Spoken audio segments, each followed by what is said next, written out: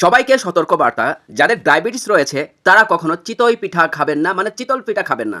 এই কথাটা বলেছেন আপনাদের প্রিয় ঢালির কুইন, যে হচ্ছে বগুড়ার খোদার খাসি আই হাতিরে ভালোবাসি ও আমার বিন্দু মাসি। যাই হোক, ভিডিওতে গুরুত্বপূর্ণ কথা রয়েছে, আপনারা ভিডিওটি না টেনে শেষ পর্যন্ত দেখুন এবং ভিডিওটিতে একটি লাইক দিয়ে দেখা শুরু করুন। মূল কথায় আসি, তিনি স্টার ডায়েরি অনুষ্ঠানের থার্ড পার্টে সেখানে তিনি উল্লেখ করেছেন শাকিব খান ওনার বাবা, তিনি নাকি তাকে লুকিয়ে লুকিয়ে চিতই পিঠাই না দিত, আবার বলতো তোমার শাশুড়িকে যেন না বলো কারণ ওর তো ডায়াবেটিস আছে। চিন্তা করেন ভাই, মানে জীবনও শুনি নাই যে চিতই পিঠার মধ্যে ডায়াবেটিসের কোনো লক্ষণ থাকে। চিতই পিঠা তো হচ্ছে চিনি ছাড়া, তাই না? সেটা হচ্ছে চাউল দিয়ে বানানো হয়। তো চাউলের সাথে ডায়াবেটিসের কী মানে কানেকশন আছে আমি আজ পর্যন্ত জানি নাই বা শুনিও নাই, নতুন আবিষ্কার।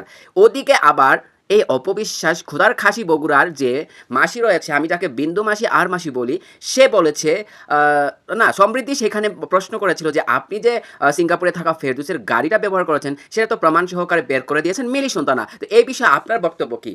তিনি চাইলে কিন্তু বলতে পারতেন যে না, সে আমার আত্মীয়র মধ্যে পড়ে বা পরিচিত লোক, সেটা না বলে যে তিনি একটা বিপদে ছিলেন, তার কাজের জন্য সে তার গাড়ি ব্যবহার করছে।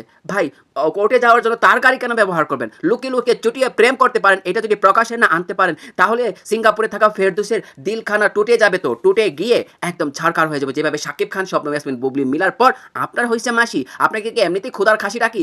আপনাকে বলি মাসি বলেন তো, আপনাকে এইভাবে মাসি বলি আপনার কর্মকাণ্ডের কারণেই বলি। মানে যে মানে কথা বলার কারণটা কি জানেন? আপনি সিঙ্গাপুরে ফেরদৌসের সাথে লটর পটর করবেন, আর সেটা যদি প্রকাশ্যে আসে সেটা হচ্ছে একদল মানুষ আমার পিছে লেগে গেছে। ভাই, কিছু না ঘটলে সেটা রটে না, এটা বিশ্বাস করতে হবে। কিছু ঘটে দেখেই সেটা রটে।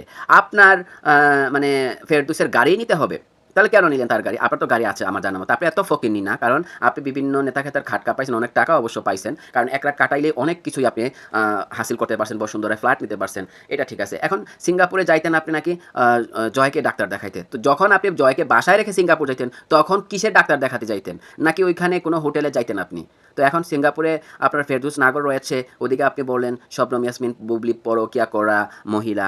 তারপরে আপনি আবার বিভিন্ন অনুষ্ঠানে বলেন যারা পরকীয়া করে তাদেরকে আপনি পাথর নিক্ষেপ করতেন। তাহলে তো আপনাকে পাথর নিক্ষেপ করা হোক আগে, তাই না? আপনি তো প্রমাণ করে দিলেন আপনি নিজের মুখে। মানে আপনি যে কখন কোনটা বলবেন সেটা জানেন না, কিন্তু সত্য কথা যে বলে দিছেন আপনি যে পরকীয়া করেন সিঙ্গাপুরের ফেরদৌসের সাথে তো প্রমাণ করে দিছেন। তাহলে তো আপনাকে এখন গুয়ের টাঙ্কির মধ্যে অর্ধেক রাইখা আপনাকে গুয়ো খাওয়ানো উচিত, তারপরে হচ্ছে পাথর নিক্ষেপ করা উচিত। ভাই, একটা লিমিটেশন থাকে।